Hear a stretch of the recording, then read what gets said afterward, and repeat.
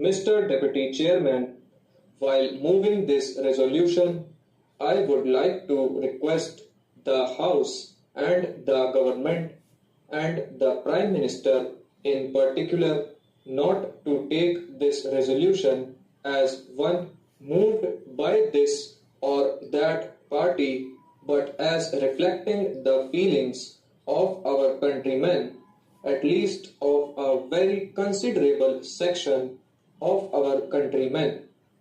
Those feelings are reflected, if I may mention, in the resolution that was moved by the All India Congress Committee itself, and to cite another example, in the statements of an eminent statesman like Rajaji. In fact, he has launched a campaign for our withdrawal from the Commonwealth.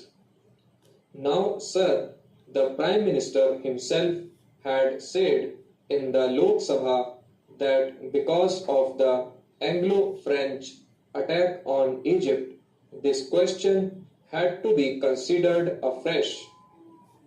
In is today not only a question of sentiment or moral attitude or of our past attitude towards any association with the Britishers, but it is something more than that.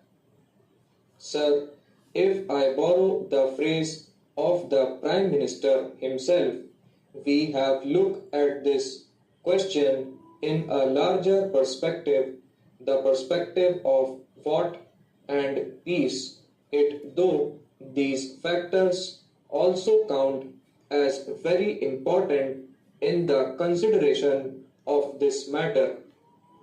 In the past, the whole stand of our national movement was for complete dissociation from the British Commonwealth.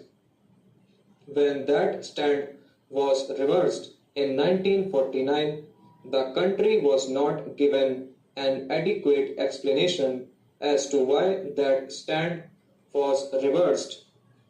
The Prime Minister certainly gave some explanations in the Constituent Assembly and in his public speeches.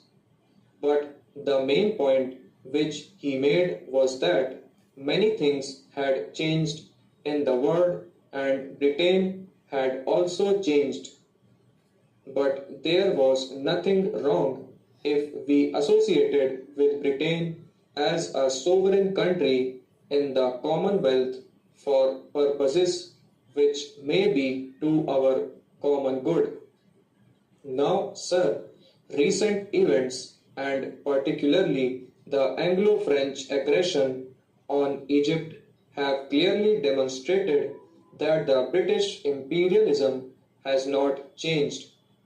I do not mean the British people, but I mean the British imperialism, which has not changed at all.